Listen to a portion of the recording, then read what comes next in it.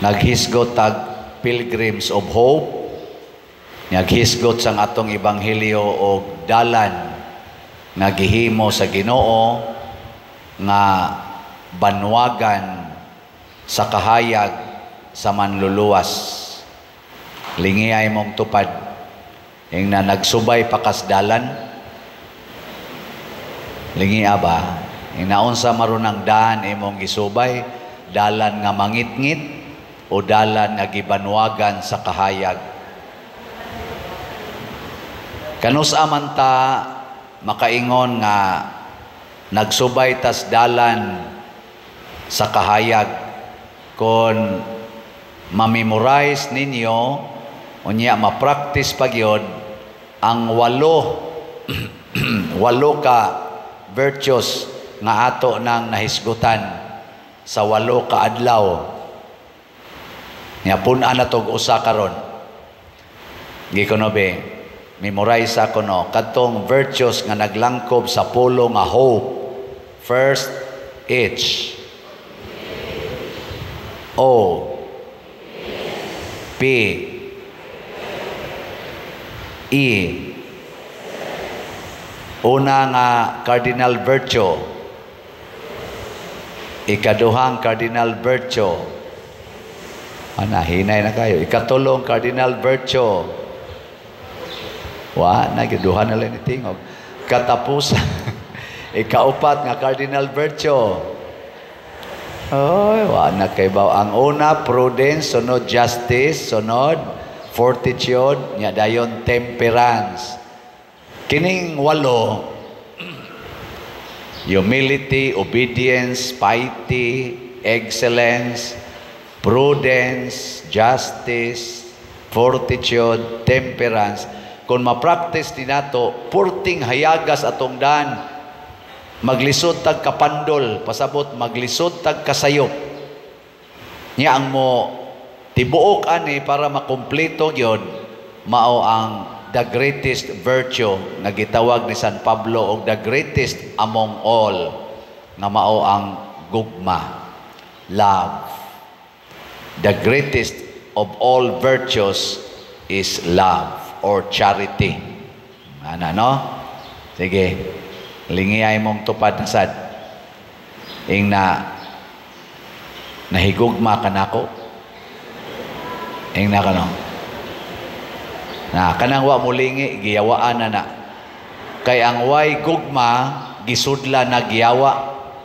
Ang kanang nahigugma maura ginay gisudlan og Espiritu Santo. Gitagaan ta mo og laing chance kay basi giduka ng uban. Sige lingiya, ang di mo lingi giyawaan na ha. Sige lingiya ing nahigugma ka nako. Nya moingon mo na siya. Of course. Of course. Nahigugma gyud. Pero daghan kay nato nga nahigugma pero wa gyud kaabot sa tinuod nga meaning sa gugma. Kutob ra gyud gana-gana.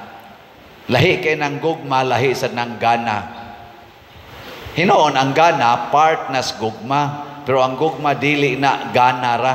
Mao nang naatay divorce kay nahurot ng gana. Wa na ko ganahe. Naasa tay premarital sex, mga pangabit-kabit, ngano man giganahan man ko. Ana, nya buwag dayon kay wa naman ko ganahe. Mga bana nga ni aron dinhi, kinsa man ninyo ang giganahan pagyud kaayo sa inyong asawa kada gid adlaw taas ang kamot na ay mga duha ka buok nya ang usa pag isa ubos dayon paminaw ko to gikusi gitos asawa og naas to pad atong asawa unsa gutay ganahan ano stang luoy no ang kaminyoon ba gisandig ra gyud sa gana karon wa na ganahe. Pero nahigugma ka, pirmi ginang gana. Kaya ang gana, part mas gugma. Di ba? Pero gana ra kakutob, amuhupas dayo na. Yawa na may gugma, wa na say gana. Haritas mga asawa, kay kani kuno mga asawa, kay kung man gina sila mga emotional. Nana sila sa affective ang ilang orientation. Kinsa din yung mga asawaha nga ganahan pag yun kay mong magsige gaws-gaw sa inyong bana kada adlaw. Taas ang kamot. Na ay naahat kutob ra gid taon din no? Ibaw ko giluod na sad mo nang inyong bana. Labi na jud gikan as imnanan sus kalami yung hiluan no? Gikan paginas kabit, gikan gahikap-hikap unya mo gaws-gaws pud nimo lami kay putlong kamot ana. No? Pero kung nahigugma ta, sige, ako lang sang ipakapin. Kinsa ninyo dinhi ang giganahan pag yun nga mopalit og slat. Taas ang kamot. Taas. Lat. Mao ding jutay kay mao ding jutay kay taghalin kay napura man kabuk ni isa. Pastilan. Gawa ninyo batasan. Sige mo ka og lugaw. Ay ayaw lagi anang pamuy-boy pa der ikaw ba may masag ako'y gagasto ana nga katura man sang namalit og slat gud nahurot na ra ba to atong slat no gahapon ato lang usang adlaw nahurot ana karon unsa man ning gugma akong gitan-aw sa Google na sila giingon nga a deep passionate feeling desire on someone or something. Mao ko na siya. Deep, passionate feeling. Sa panang uban diya. Feeling need or liking on something or someone. Sakto ba? Kung anita din magbase, kutob ra ginas gana. Kutob's gana. O gusto gani mo nga makasabot unsay gugma nga naay giladmon gyud nga tinud-anay, basahan ninyo 1 Corinthians chapter 13. Timan ini ha? I-repeat ko no be? 1 Corinthians chapter 13. Basahan ang whole chapter, iguli ninyo, nya i-check kung ang imong paghigugma ni haom ba diha. Mao nay kompletong package sa gugma. Feeling and unsa man? Feeling and decision. Ang tinuod nga gugma is a decision. For God so loved the world that He gave us His only Son. Decision na as Ginoo. Kay nahigugma man siya nato, doon natay desisyon nga himuon. Dili lang emosyon. Kada bang mukilig ka ba? Nya maano din kas imong emosyon. Mo na ang mga manag-uyab kay kilig-kilig raman, ala pasiksi-siksi, patsoy-choy, nya hikap-hikap dayon, angkas-angkas des motor, hunong din ang mga kasagingan, kanang na mahagunoyan. Ana, iguli ana, luya nag mga naong. Wana, humanang gana. Maghuwat na sad sila pila ka adlaw para ganahan na sad, ala kita na sad. Maura gid na. Pero ang decision nga loving decision has a different kuan gyud expression. Lahi siyag buhat. Kay ang decision usaman kabuhat, lahi ang buhat sa gugma kaysa atong naandan. Og mao na ni ron ang elemento sa gugma. Munang niingon si Cristo, niingon si San Pablo, there are three great things: faith, hope, and love. But the greatest of them is love. Ngano man, in heaven ang nagpabilin ang gugma. Ang faith mawa na dito sa langit. Ang hope mawa na sad dito sa langit. Mabutan ang pilgrims of hope. Nyag moabot na ta sa atong gipangandoy, mawa na ng pangandoy. Pero ang gugma kuno magpabilin. Naidaghang elementos gugma, pero ako lang ning gipili kaning tulo. Tulo ra say akong maabot kay bugo-bugo man ko. Nya nahibaw kong daghan ninyo popariha ra sad nako maglisod og memorize. Muna tulo na lay atong memorizon ha. Sige. Ang una nga elementos gugma, love seeks to please God. Ang gugma ug ang nahigugma mo desisyon gina nga lipayo nako ang Ginoo. Unsa may makalipay sa Ginoo? Ang ato yung pagdaig o pag-uyon sa iyang kabubuton. Sige, lingiyay mong tupad. Ing nakanang naong nimo nakalipay na sa Ginoo. Ing nakanarong naong nimo ba nakalipay na? Kanang imong gisulob karon nakalipay na sa Ginoo? O ikaw ra gyud naglipay-lipay ana? Ikaw ra gyud nalipay ba? Kanang imong relasyon karon, kanang inyong pagpuyo-puyo, kanang inyong pagkabit-kabit, o kanang inyong pag-uyab-uyab, kanang inyong pagkaminyo, kining akong pagkapare, in relasyon ngadto sa madre o sa parishioners, nakalipay ni sa Ginoo? Ang imong pagkapolitisyan, pagka-presidente, hangtod, elected barangay officials, nakalipay pa na sa Ginoo ang imong pagkuputan ang imong posisyon karon? Ano ba? Ang tanan atong buhaton, kinahanglan makalipay sa Ginoo? Kining atong mga slots dinhi nakalipay pa ni sa Ginoo? Kusga. Be honest.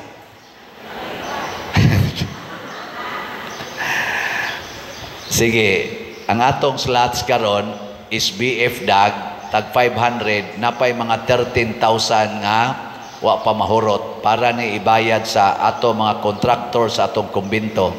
Kung nituo mong makalipay nas Ginoo ang pagpalit og slot, ayaw palabya ang December 25 palit yung usa ka slot.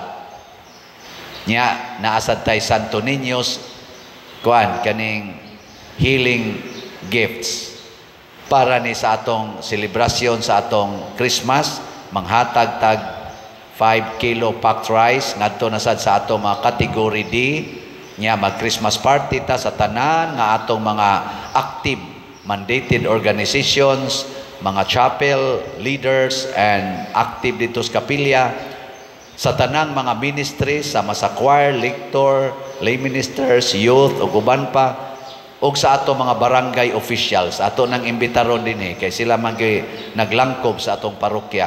Di na to ma-accommodate tanan, pero siguro mga naatas mga 700 to 800 siguro nga moanhi dinhi. Pa-register lang gyud mo. Kaning Santo Niños healing gifts nga slot tag 100 pesos ra ni. Makalipay ba ni sa atong mga katawhan dinhi sa atong parokya o dili? Palitag yun dayon ang slot, no? Naapatay mga 34,000 ka or 33,000 ka slots, 100 pesos. Nya karon kay nahurot naman tong atong lugaw, ini Christmas party nato gakinahanglan tag mga napo ka litson. Among gibalyuhan og 15,000 kada litson, so that's 150,000. Nya atong gihimuag slot nga tag 5,000 per slot, 30 ka slots ra. Sige, makalipay ba ng litson?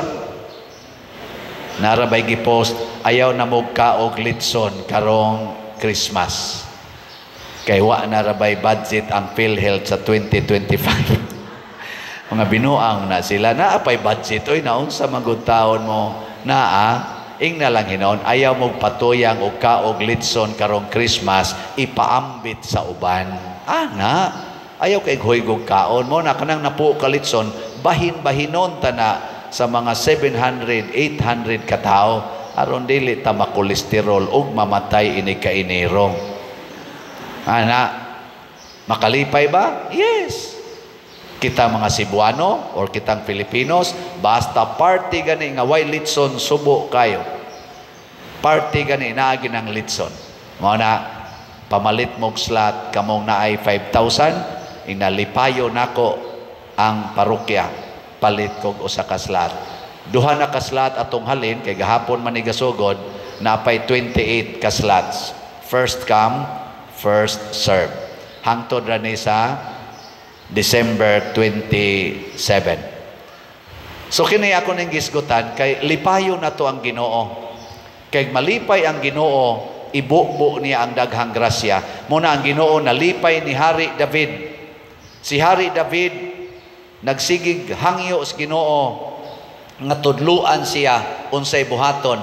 Gani nagbuot-buot siya desisyon nga himuan niya ang Ginoo og balay nga nindot. Ningong Ginoo, David, ayaw, ako'y naghatag nimo sa tanang nindot, hastas pagdaog sa gubat, hastas pagpalapad sa imong gingharian, sunod lang nako. Meaning, surrender to me. Muna ningon si King David, the Lord is my shepherd. Sa ato pa magsunod rako sa akong shepherd. Ikaduhang elementos gugma nga Diyos nun. Love seeks to improve others. Ang gugma, maningkamot yun na pagpalambo sa imong gihigugma. Dili sa kaugalingon. Hilingian na sa imong tupad. Ing na, andam kang mupalambo nako. Ing na, andam kang mupalambo nako. Uy, lingi abang. Ing na, in English lang. Do you love to improve my life? Again, ready? Go. Nya, maingon man na siya. Unsaon man? Ing na dayon, ayaw na kog sugo ah. Nya, ikaduha, og di na nimo kaubas balay, og imo nang silingan, ing na, ayaw na kog paninglis utang.